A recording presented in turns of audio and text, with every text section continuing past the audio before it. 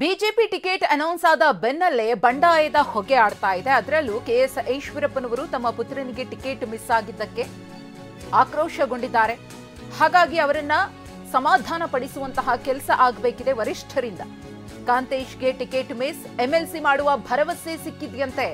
ವಿಧಾನ ಪರಿಷತ್ ಚುನಾವಣೆಯಲ್ಲಿ ಟಿಕೆಟ್ ನೀಡುವ ಭರವಸೆ, ಪದವೀಧರ ಕ್ಷೇತ್ರದ ಚುನಾವಣೆಯಲ್ಲಿ ಅವಕಾಶ ಕೊಡುವ ಸಾಧ್ಯತೆ ಇದೆ ಅನ್ನೋ ಮಾಹಿತಿ ಲಭ್ಯವಾಗ್ತಾ ಇದೆ. ಖುದ್ದು ಈಶ್ವರಪ್ಪನವರಿಗೆ ರಾಧಾ ಮೋಹನ್ ದಾಸ್ ಅಗರ್ವಾಲ್ ಅವರು ಈ ಮಾಹಿತಿಯನ್ನ ಕೊಟ್ಟಿದ್ದಾರೆ ಅಂತ ಹೇಳಲಾಗ್ತಾ ಇದೆ. ಬೆಂಗಳೂರಿನಲ್ಲಿ ಇಂದು ಅಗರ್ವಾಲ್ ಭೇಟಿ ಮಾಡುವ ಸಾಧ್ಯತೆ ಇದೆ.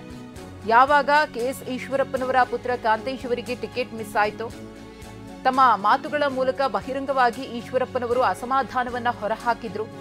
ಆಗ ವರಿಷ್ಠರು ಈಶ್ವರಪ್ಪನವರನ್ನ ಸಮಾಧಾನ ಪಡಿಸುವಂತಹ ಕೆಲಸವನ್ನ ಮಾಡಿದ್ದಾರೆ. ಅವರಿಗೆ ಫೋನ್ ಮೂಲಕ ಕರೆಯನ್ನ ಮಾಡಿ ಕಾಂತೇಶ್ ಅವರಿಗೆ ಎಂಎಲ್ಸಿ ಮಾಡುವುದಾಗಿ ಭರವಸೆಯನ್ನ ನೀಡಿದ್ದಾರೆ ಅನ್ನೋ ಮಾಹಿತಿಯೂ ಕೂಡ ಲಭ್ಯವಾಗಿದೆ. ಆದ್ರೆ ಈ ಒಂದು ಭರವಸೆಗೆ ಕೆಎಸ್ ಈಶ್ವರಪ್ಪನವರು ತಣ್ಣಗಾಗ್ತಾರಾ? ಪಕ್ಷವೇ ಮುಖ್ಯ ಅಂತ ಹೇಳಿ ತಮ್ಮ ಬಂಡಾಯವನ್ನ ಬದಿಗಿಟ್ಟು ಎಲ್ಲರೂ ಕೂಡ ಒಗ್ಗಟ್ಟಾಗಿ ಯಾರಿಗೆ ಟಿಕೆಟ್ ಅನ್ನ ಕೊಟ್ಟಿದ್ದಾರೋ ಅವರ ಪರವಾಗಿ ಚುನಾವಣಾ ಪ್ರಚಾರ ಕಾರ್ಯದಲ್ಲಿ ತೊಡಗಿಸಿಕೊಂಡು ಅವರನ್ನ ಗೆಲ್ಲಿಸಿಕೊಂಡು ಬರ್ತಾರಾ ಅನ್ನೋದೇ ಸದ್ಯದ ಕುತೂಹಲಕಾರಿ ಪ್ರಶ್ನೆ.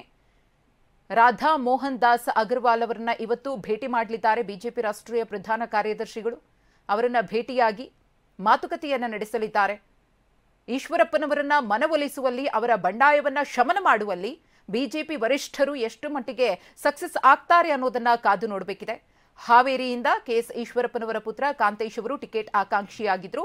ಆದರೆ ಅವರಿಗೆ ಟಿಕೆಟ್ ಸಿಕ್ಕಿಲ್ಲ. ಬಸವರಾಜ ಬೊಮ್ಮಾಯಿ ಅವರಿಗೆ ಬಿಜೆಪಿ ಹೈಕಮಾಂಡ್ ಮಣೆ ಹಾಕಿದೆ.